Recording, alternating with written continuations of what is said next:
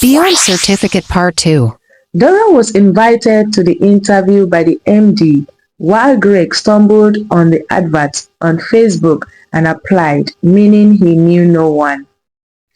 The other four candidates were asked to leave as they did not qualify for the job despite their first-class certificates. Greg was afraid because of his certificates, knowing that Dora had first class in mass communication and she also looked very beautiful and smart. At this point, the CEO takes a glance at Greg and Dora. As he was about to speak, the MD cuts in and said, "Congratulations, Dora. You perfectly fit into the position of a sales and marketing manager." All eyes turned to him, and Dora started rejoicing while Greg bowed his head. It was an unbelievable announcement as far as the other interviewers were concerned. Mrs. Okon, the HR, whispered to the CEO, "Mr. Tony, sir, we are yet to conclude who fits into the position, but if you are okay with the MD's decision, so be it. Please, I would like Miss Dora and Mr. Greg to excuse us for a moment. Wait at the reception. We will call on you," said Mr. Tony, the CEO. They both walked down to the reception, giving room for the interviewers to deliberate on who fits into the sales and marketing position of the company, even though Mr. Steve has already spilled the oil. Will others concur with the MD's choice? Watch on. The CEO emphasizes the need for them to employ someone whom they believe will provide results because that is the essence of them being in business. Let us not choose based on sentiment, but based on the fact that whoever is appointed as the sales and marketing manager today will deliver as expected. Mr. Steve has made his choice. Now I would like the rest of you to also make your choices. Then he passed an A4 paper to everyone. Please write down the name of your candidates and 3 reasons why you think he or she fits into the position of sales and marketing manager. Everyone penned down something. After about 10 minutes, Mr. Tony took a deep breath and signaled to Mrs. Okon, the company's HR, to read out what she wrote down first since she is the human resource manager. Please, sir, permit me to state my reasons before mentioning the name of the candidate I opt for, said Mrs. Okon. The candidate I go for has a high EQ, emotional quotient, and IQ, intelligence quotient. The candidate is aware and conscious of his environment. The candidate has been involved in a safe, established business before, thereby having a good knowledge of how to relate to customers and get them to buy, which is what we need as a company. For these few reasons, I go for Greg Austin. Mr. Steve raised his head slowly, adjusted his tie, and reached out for the bottled water that was placed before him and sipped from it. Miss Ayo, you are in the accounting department. Who do you think fits into the sales and marketing department? Asked Mr. Tony. Well, sir, I will go for Dora because she has a first-class certificate. She schooled abroad and she also passed the morality test. This one sweet Mr. Steve. He was busy nodding his head with his face radiating with smile.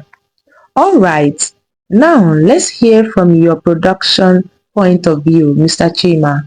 Thank you, sir. All I have to say is that I concur with what HR said. I opt for Greg. Over to you, Mr. Steve. All right, thank you so much, Chief. The fact is that Dora is academically and morally qualified for this sensitive post. She schooled abroad and she is also well experienced when it comes to communication skills, which is a good catch for us. No doubt, Mr. Greg studied marketing, but he is not exposed to the standard that the company required.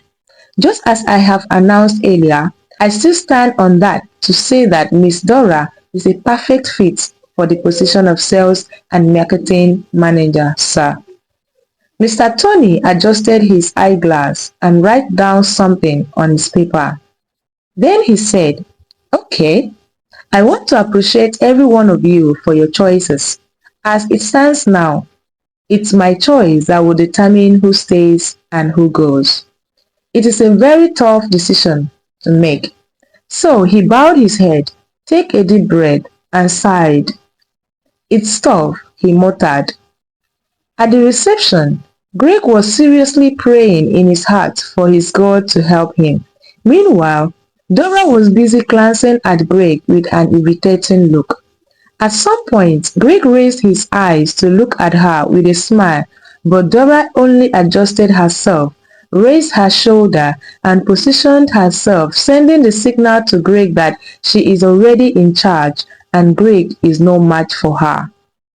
Ladies and gentlemen, the position of the sales and marketing unit must be occupied today.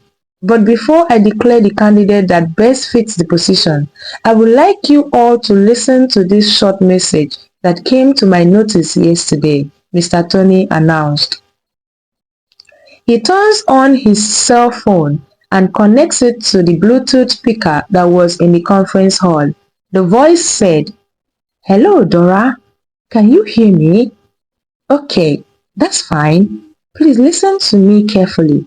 Tomorrow is the D-Day for the interview, and I want you to have this position by all means. There's a test that the company has set for all applicants on arrival. You have to pass that test. If not, your certificate won't count.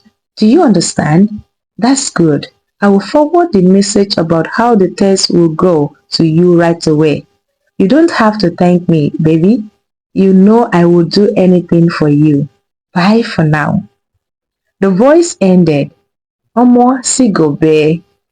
Mr. Steve was at this time trembling and sweating like a Christmas chicken heading to the pot of hot water on the fire. Other interviewers were left in shock at what they just heard. No one could utter a word. The CEO, Mr. Tony, cleared his throat and said, "Mr. Steve, who is Dora to you?" Um, um, sir, she's... Mr. Tony interrupted. "Your girlfriend? Okay.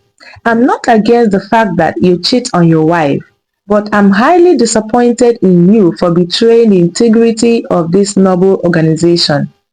I know how you came and how I have raised you from nothing to what you are today. I never expected this from you, Steve." Steve was silent the whole time.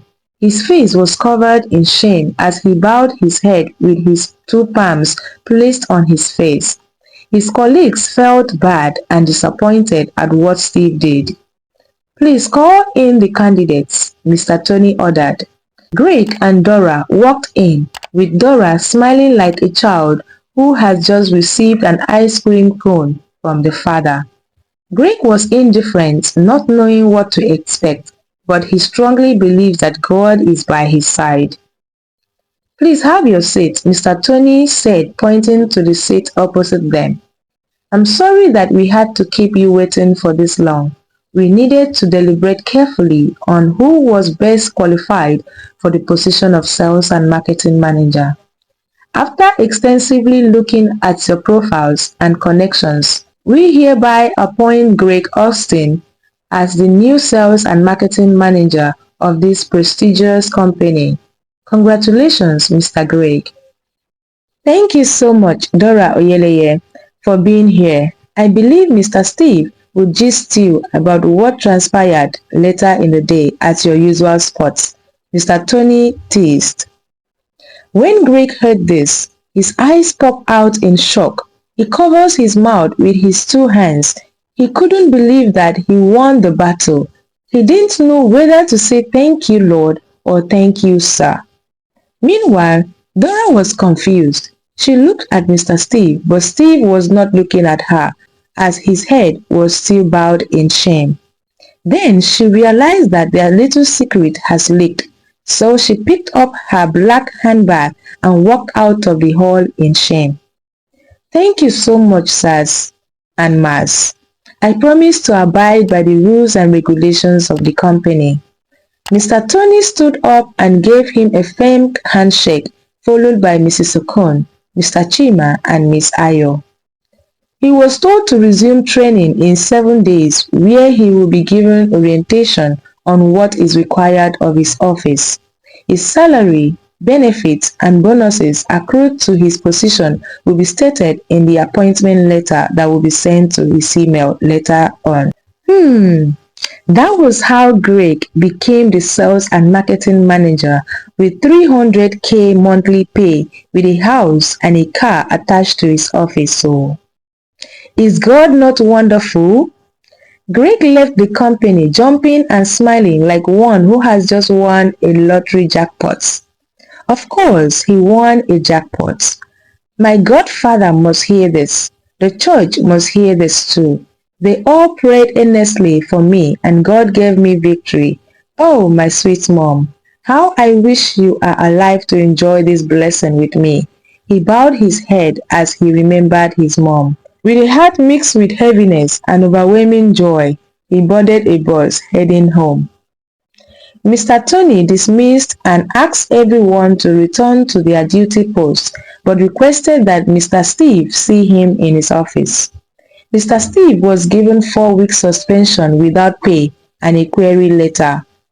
Mr. Steve pleaded for a second chance and promised never to betray the company again.